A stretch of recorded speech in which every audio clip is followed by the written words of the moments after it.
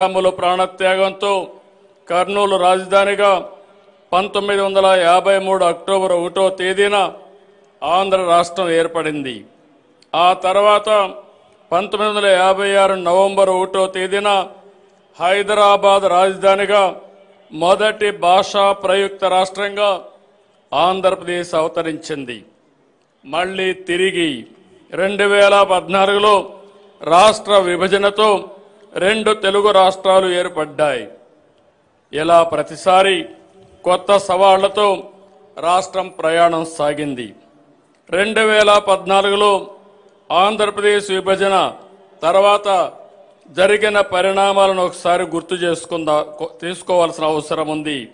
నవ్యాంధ్రప్రదేశ్కి మొదటి ముఖ్యమంత్రిగా ప్రజలు నాకు నాడు అవకాశం ఇచ్చారు. అనుభవం, ప్రజల సహకారంతో కష్టపడి దేశంలో టాప్ 3 రాష్ట్రాల్లో ఒకటిగా ఏపీని నిలిపాం. 2019లో వచ్చిన ప్రభుత్వం 5 సంవత్సరాల పాటు రాష్ట్రాన్ని విధ్వంసం చేసింది. ఏపీ బ్రాండ్ నాశనం చేసింది. వ్యవస్థలను నిర్వీర్యం చేసింది. రాష్ట్రం 30 ఏళ్లు వెనక్కిపోయింది. 10 లక్షల కోట్ల రూపాయల అప్పులు, బకాయిలతో ఆర్థిక విధ్వంసం చేశారు. ఆ 5 ఏళ్లు ఎక్కడా అభివృద్ధి జరగలేదు. కనీసం రోడ్లపైన గుంతలు పూడ్చలేదు. తవ్విన కొద్దీ గత ప్రభుత్వం చేసిన అప్పులు, తప్పులు, ఆక్రమాలు, అవకతవకలు వెలుగు చూస్తున్నాయి. పోలవరం నిలిచిపోయింది. అమరావతి ఆగిపోయింది. పెట్టుబడులు తరలిపోయాయి.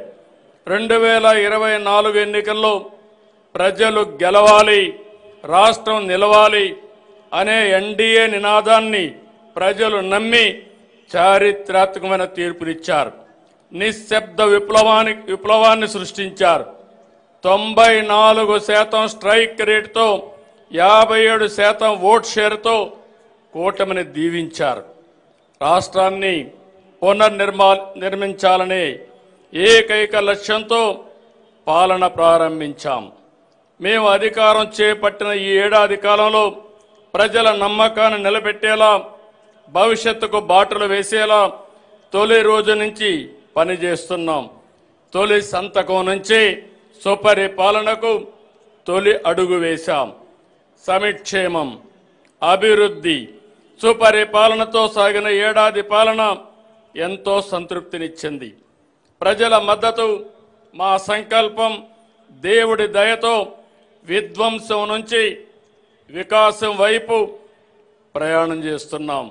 నేను ఈరోజు సవినయంగా, సగర్వంగా చెప్తున్నా, కూటమి ప్రభుత్వంలో సంక్షేమానికి సాటి లేదు, అభివృద్ధికి అడ్డు లేదు, సుపరిపాలనకు పోటీ లేదు. ఇది రికార్డ్, ఇదే ఆల్ టైమ్ రికార్డ్ అని మరొక్కసారి విజ్ఞప్తి చేస్తున్నాను. కూటమి ప్రభుత్వం పేదల ప్రభుత్వం. సంక్షేమ పథకాలతో ప్రజల జీవన ప్రమాణాలు పెంచేందుకు, బడుగు బలహీన వర్గాలను అభివృద్ధి చేసేందుకు వేల కోట్ల నిధులు ఖర్చు చేస్తున్నాం. దేశంలో మరే రాష్ట్రంలో అమలు కాని స్థాయిలో రెట్టింపు సంక్షేమం ప్రజలకు అందుతోంది. ప్రధాన ఎన్నికల హామీలుగా ఉన్న సూపర్ 6ని సూపర్ హిట్ చేశాం. ప్రతి వర్గానికి, ప్రతి ప్రాంతానికి, ప్రతి కుటుంబానికి, ప్రతి పౌరునికి సాయంగా నిలబడుతూ సంక్షేమ పాలనకి కొత్త నిర్వచనం ఇచ్చాం. ప్రభుత్వం ఏర్పడిన తొలి రోజునే 5 సంతకాలతో ప్రధాన హామీల అమలుకు శ్రీకారం చుట్టాం. పేదల సేవలో కార్యక్రమంలో 64 లక్షల మందికి ఎన్టీఆర్ భరోసా పింఛన్లు ఇంటి వద్దే పంపిణీ చేస్తూ సంక్షేమ రాజ్యానికి కొత్త అర్థాన్నిచ్చాం. దేశంలోనే